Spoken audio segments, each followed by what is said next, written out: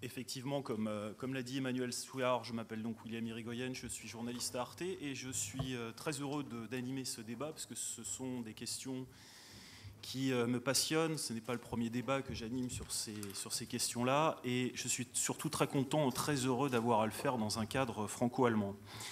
Beaucoup de choses ont été dites déjà et qui nous amènent progressivement dans cette thématique donc des librairies. Je rappelle que le thème qui vous est proposé, Madame et Messieurs, c'est donc l'enjeu de la librairie pour le XXIe siècle. Je signale...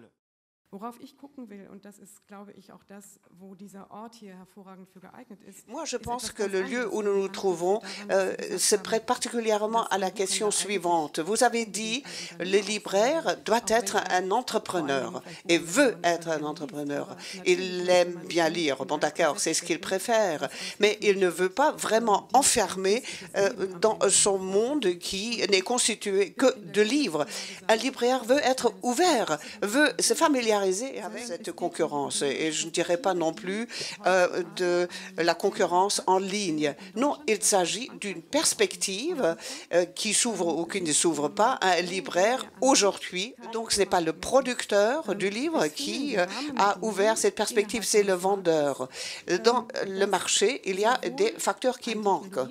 Il y a donc là, comme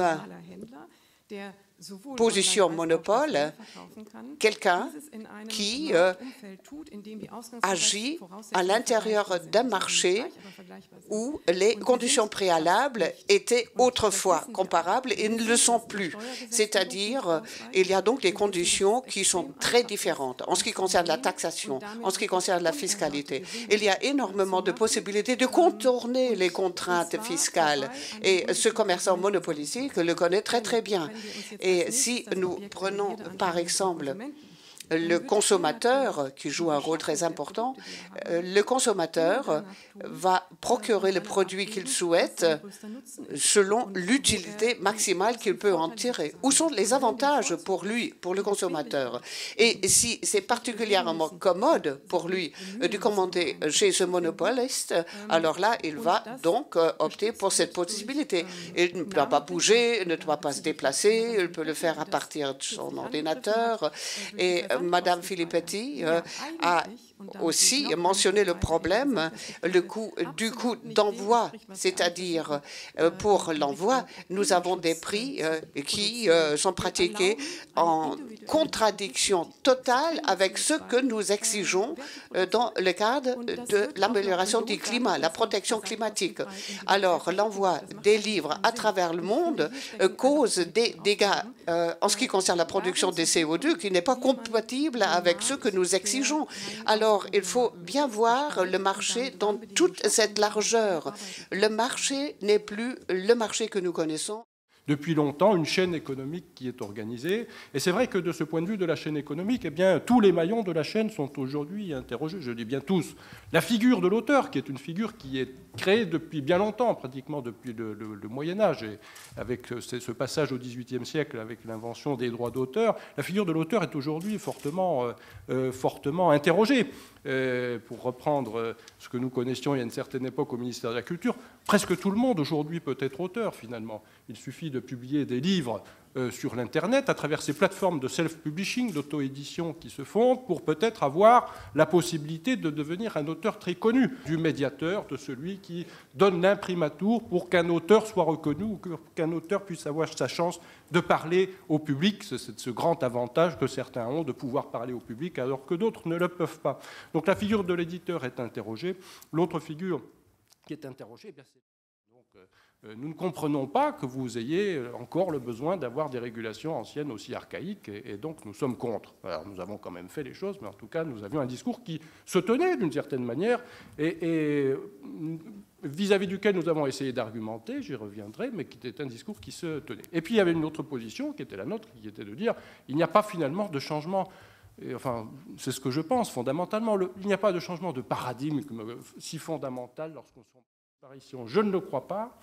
Ce n'est pas du tout un postulat de ma part, ou en tout cas une matière d'éthique, même si ça pourrait l'être à titre personnel, mais je crois que fondamentalement, à moyen terme, voire encore à long terme, ce type de magasin va cohabiter, bien entendu, avec d'autres formes de distribution, et que c'est cette coexistence qu'il nous faut, nous, gouvernement, essayer d'organiser au mieux avec les professionnels que sont les libraires. Merci Nicolas Georges. Je me tourne vers Michael Kleberg. Vous êtes écrivain. On vient d'entendre Julia Claren parler de cette belle et grande enseigne d'Haussmann. Il y a des libraires de taille plus petite que d'Haussmann. Il y a des libraires indépendants de taille plus petite. Et vous avez engagé une action qui s'appelle Schriftsteller für Buchhändler. J'aimerais bien que vous en parliez, que vous en disiez un mot, parce que peut-être que... Une impulsion tout à fait individuelle. J'avais reçu une lettre d'un libraire à Mayence, de M. Kellmann, que je ne connaissais pas avant. Donc, ce libraire m'avait envoyé une lettre pour le Nouvel An. Dans cette lettre, il me disait « C'est toujours plus difficile, toujours plus problématique de survivre. La concurrence d'autres commerçants comme Amazon ou d'autres, mais surtout Amazon, la concurrence nous pourrit la vie. » Mais il y a un autre problème qui n'a pas été mentionné jusqu'ici. Et je ne sais pas comment le thématiser, mais j'aimerais bien le mentionner quand même. Le problème, c'est le changement dans la structure. Les jeunes, 20 ans, 30 ans, n'ont plus le même comportement. Là, il n'y a pas de nouvelle génération qui se mettrait sur les traces de l'ancienne génération. Donc, d'une part, il y a le problème de concurrence avec Amazon, et d'autre part, il y a un changement structurel, changement de structure.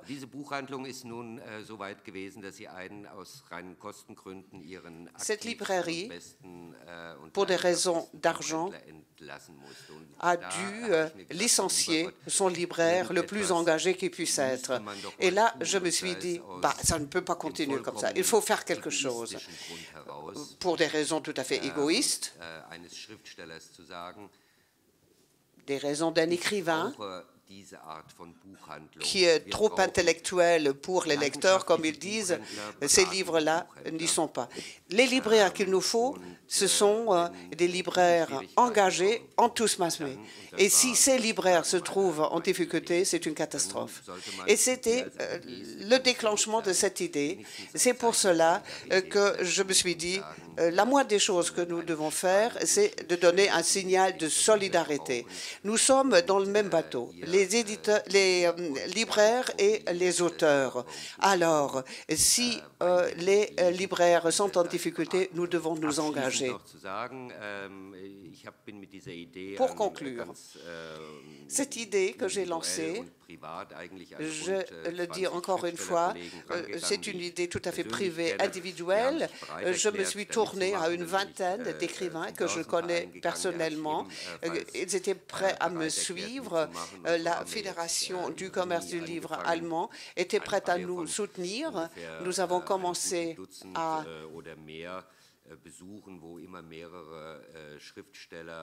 organiser différentes manifestations, c'est-à-dire ce sont des visites dans des librairies. Vendredi prochain, nous allons nous rencontrer à Stuttgart dans une librairie avec 2 collègues écrivains pour discuter, pour lire, pour nous présenter à la clientèle de cette librairie, pour nous informer, nous aussi, car pour nous, il se pose toujours aussi la question qui lit nos livres. Berlin, pour la situation et pour la situation des libraires, n'est pas tout à fait typique. Berlin est une ville où il y a énormément d'activités, il y a beaucoup de potentialités en ce qui concerne des manifestations culturelles, promotion du livre, il y a beaucoup de librairies qui fonctionnent assez bien. en France, dans la province, ou aussi en Allemagne, dans la province où vous êtes dans des petites villes de 20-30 000 habitants où il n'y a pas d'université. Là, très souvent, en province, et j'y vais régulièrement pour faire des lectures, très souvent, nous avons une librairie gérée par un libraire engagé qui constitue le centre intellectuel. Et là, je ne parle pas du taux d'achat. C'est le lieu d'échange culturel dans les villes françaises où j'essaie, Auxerre, Sens, etc. C'était exactement ça. Il y avait une librairie avec un libraire extrêmement engagé et cette librairie s'est transformée en centre culturel. En France, on parle de la chaîne du livre. Et on considère que chaque métier du livre est un maillon de cette chaîne. Il y a bien sûr l'auteur, sans qui rien n'existerait. Il y a toute la chaîne de fabrication et d'édition. C'est, on va dire, le monde de l'édition. Celui de la distribution, c'est-à-dire celui qui permet au livre d'arriver chez le libraire. Le libraire... Vous pouvez juste ajouter que la distribution... C'est des choix qui remontent à quelques dizaines d'années, qui sont probablement liés à notre structure d'organisation, que nous avons besoin de tout ce que le livre véhicule et qui a été si bien rappelé, notamment tout à l'heure par M. Chartier. Je crois qu'il est très important de comprendre que face à une menace qu'on peut nommer facilement, qui est Amazon, il n'y a pas que Amazon, il peut y avoir d'autres acteurs, mais on voit bien que c'est le même processus, c'est le même principe. Cette menace consiste à dire « nous voulons être un acteur global ». Mais des règles pour que la concurrence soit juste et loyale. Je crois qu'il y a dans les principes européens la volonté d'une concurrence libre et non faussée. Eh bien, moi, je dis qu'aujourd'hui, la concurrence est faussée entre des acteurs américains qui acceptent de vendre à perte, notamment sur la question des frais de port, et des acteurs des petites et moyennes entreprises qui n'ont de toute façon pas les moyens de jouer dans cette cour-là. Et je suis persuadé, sans revenir au début de mon propos, que le lecteur en pâtirait. Le lecteur pâtirait du fait que les libraires ne soient plus là. Donc, ce que nous devons faire, et c'est vraiment mon dernier mot, promis, cette chaîne du livre, libraire, éditeur, auteur, nous devons travailler ensemble à l'émergence d'outils pour que la librairie européenne, française, allemande, mais c'est valable pour tous les autres pays, soit capable d'avoir des outils, des plateformes pour vendre du livre numérique à ses clients et que ça ne soit pas la technique et la technologie qui nous chassent d'un marché où nous avons toute notre légitimité. Merci. D'histoire culturelle à la Humboldt-Université de Berlin. Comment vous situez-vous, parce que je vous voyais acquiescer aux propos de votre voisin de gauche, comment vous situez-vous dans ce débat, vous qui disiez dans la Neue Zürcher Zeitung en 2002, l'arrivée de nouveaux médias ne signifie pas forcément la disparition des anciens?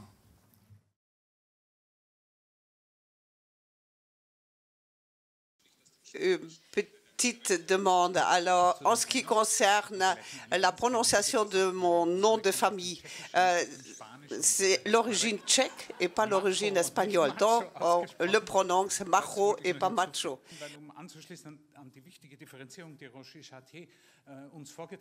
Pensons à la différenciation telle que M. Chartier l'a présentée. D'une part, le livre est un objet et d'autre part, il est un discours.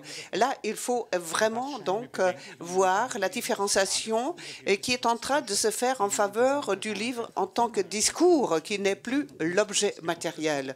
Et là, il faut vraiment donc voir la situation est devenue grave. Si l'on veut vraiment parler d'un grand avantage du livre, c'est la longévité.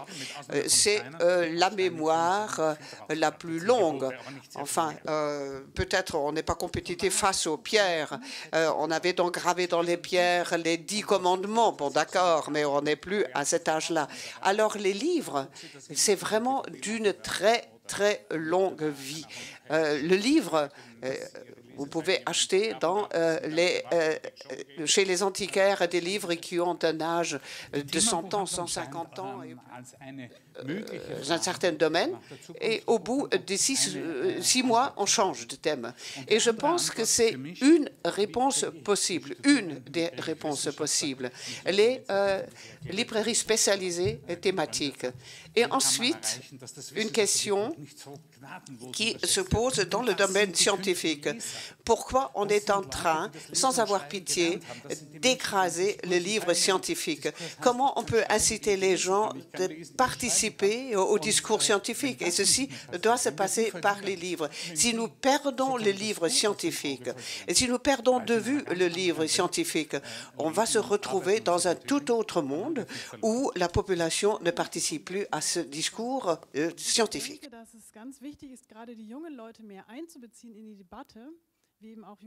Je trouve qu'il est important de faire participer les jeunes à ce débat. Il y a une menace visible de la part d'Amazon.